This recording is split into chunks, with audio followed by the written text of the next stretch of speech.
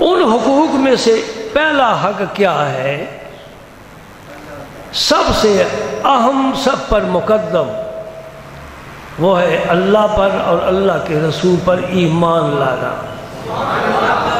یہ تسلیم کر لینا کہ حضرت محمد صلی اللہ علیہ وآلہ وسلم اس امت میں جو مبعوث ہوئے ہیں یہ اللہ کا سچا نبی ہے اور خاتم النبیین ہے۔ اس کے بعد کسی نبی کو دعویٰ کرنے کا حق نہیں ہے۔ الحمدللہ یہ اللہ نے ہمیں توفیق عطا فرمائی، آغوش مادر میں ہم نے یہ سبق لیا۔ چھوٹے چھوٹے بچے گھر میں ماں باپ سے یہ سیکھ کر باہر گلی میں نکلے، وہ کیا سبق؟ لا الہ الا اللہ محمد الرسول اللہ صلی اللہ علیہ وآلہ وسلم، یہ پہلا سبق ہے اور یہی پھر آخری سبق۔ اس کے درمیان جو بھی خطائیں، لغزشیں، کمی بیشی ہوگی اللہ تعالیٰ معاف فرمائے۔ صبح اچھی شام اچھی، اور اس کی برکت سے انشاءاللہ درمیانی وقت بھی بہت اچھا گزرے گا اگر اس کے ساتھ ہم وابستہ رہے، اس کے ساتھ وابستہ رہے، اس سے فیض لیتے رہے، نور لیتے رہے، انشاءاللہ درمیانی وقت بھی بہت اچھا گزر جائے گا۔ لیکن اگر آخری ہجکی محمد الرسول اللہ پر ہو گئی، سیدھا جنت میں جائے۔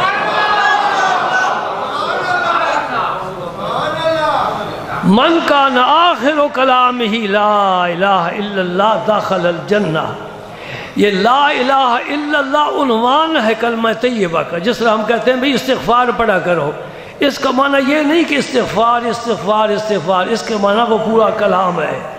کلمہ پڑھو، اس کا معنی یہ پورا کلمہ پڑھو۔ یہ لا الہ الا اللہ جو فرمایا، اس سے مراد پورا کلمہ طیبہ ہے۔ اس کو سب علماء نے تسلیم کیا ہے۔ یہ میں ایک سوال کا جواب دے رہا ہوں، کوئی طالب علم یہ نہ کہے کہ حدیث میں تو صرف لا الہ الا اللہ کا ذکر آیا، یہ لا الہ الا اللہ ملتا کہاں سے ہے؟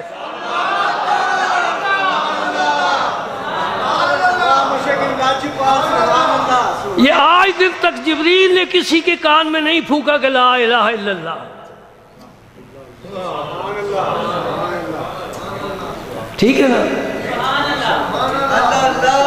محمد الرسول اللہ نے لا الہ الا اللہ دیا ہے، لہذا پہلے محمد الرسول اللہ پھر لا الہ الا اللہ۔ یہ تو رسول اللہ کی تواضع ہے نا، عاجزی ہے، کہا اللہ کا ذکر میں پہلے کرنا چاہتا ہوں، ورنہ مرتبے میں حقیقت میں محمد الرسول اللہ پہلے ہے۔ خدیجۃ الکبریٰ نے، ابو بکر صدیق نے، علی المرتضیٰ نے، حضرت زید نے سب سے پہلے رسول اللہ کو اللہ کا رسول مانا ہے، پھر ہاں جی اب ہمیں لا الہ الا اللہ بھی دے دیجیے۔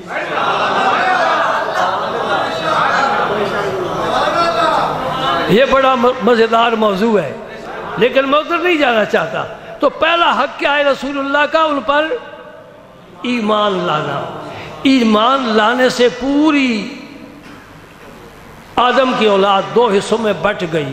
جو ایمان لائے وہ امت اجابت کہلائی، جو ایمان نہ لائے وہ امت دعوت کہلائی۔ دو قسم کی امت ہے، ایک امت دعوت، اس میں یہودی، عیسائی، ہندو، سکھ سب شامل ہیں، اور ایک امت اجابت ہے جنہوں نے اس کلمے کو قبول کیا ہے، وہ صرف کلمہ پڑھنے والے اور سر جھکانے والے اور درود پڑھنے والے لوگ ہیں۔ الحمدللہ ان دو میں سے پھر ہمیں بہترین طبقے میں رب نے شامل فرمایا، اس کا کرم ہے، ہم اس کی حمد بجا لاتے ہیں۔ اللہ تیرا شکر ہے، ہمیں ان سے بچایا ہے اور امت اجابت میں داخل کر دیا ہے۔ پہلا حق نبی پاک کا کیا ہے؟ ان پر ایمان لانا۔